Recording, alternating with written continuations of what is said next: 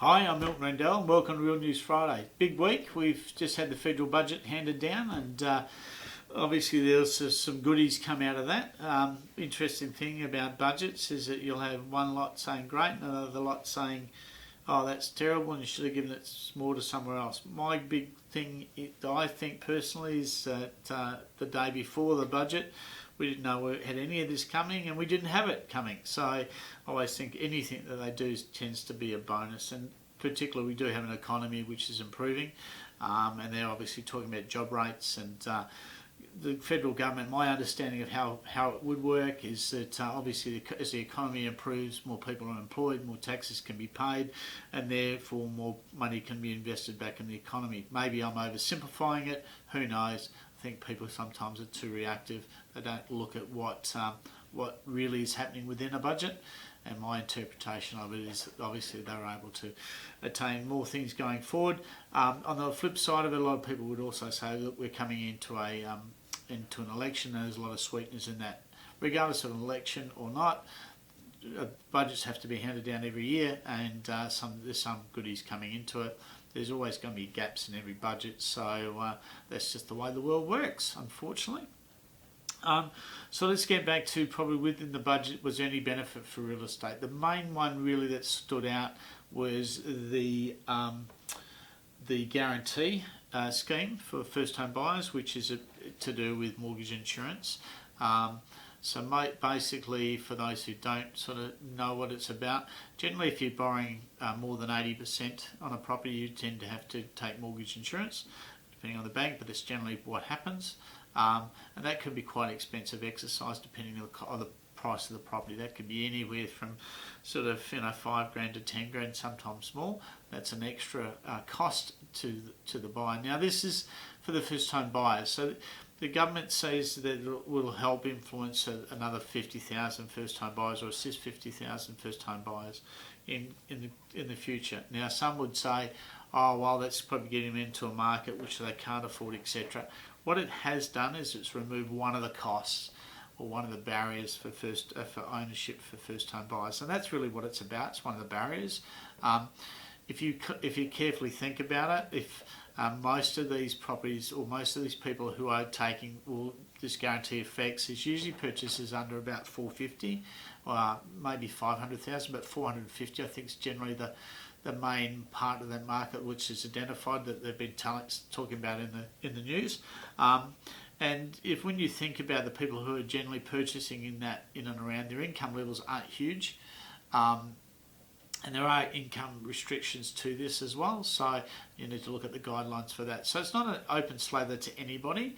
It is aimed at helping the middle to lower income earners get into the marketplace, and that's the idea for the government. It also takes pressure off obviously rentals and other schemes as well. So there is a benefit to it. Will it cause a rush into the marketplace? I'd say no, but what will probably just give us some stabilisation going forward.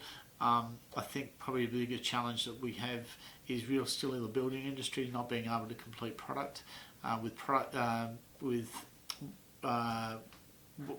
builders not being able to obtain things to finish homes, e.g. timber, things like that. Someone told me the other day, which I don't know how much truth's in it, that Australia imports timber from Russia. Well, that's obviously not going to be happening at the moment. So we may still see a few shortfalls going forward. So this is probably where the government's trying to address it in the future, but we will see. It is a complicated world we're in at the minute. We do have a federal election coming up in the coming couple of months, so the marketplace in itself is still continuing to flow. We did see 1,125 sales last week. That was down slightly by about 5%. The majority of the main dip in those sales were land sales. Land sales to me are a bit like a drunken sailor. One week they're good, one week they're not. They're all over the place. And they were down about 22%. So that's an interesting statistic. In terms of rentals, there were 742 properties leased in the last week. The number of rentals is still, the availability is still down about 13% of what it was 12 months ago. So that's a challenge in itself. So we've got lots of twists and turns still occurring in this marketplace.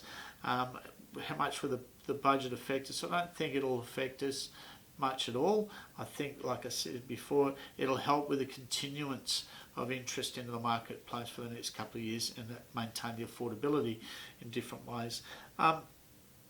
Big challenge that people don't get sometimes, and particularly when we look at the area we're in and around Midland, Swan View and areas like that, you still can get a home for under 500,000. In fact, you still can get some homes for under 300,000. So the affordability is there.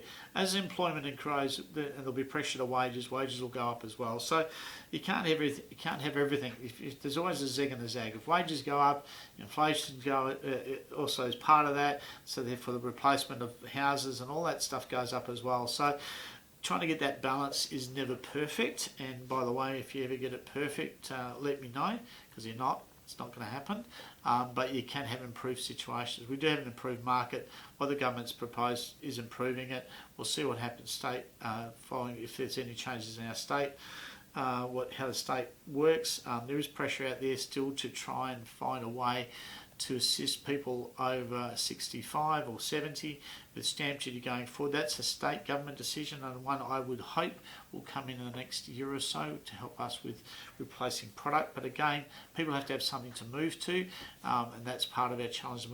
At the moment, people aren't moving as often because they don't have places to move to. So we're in this real catch-22 situation at the moment. Will it continue? Probably. Where are we going with prices? I think they'll remain steady, and that'll continue for the next 12 to 18 months.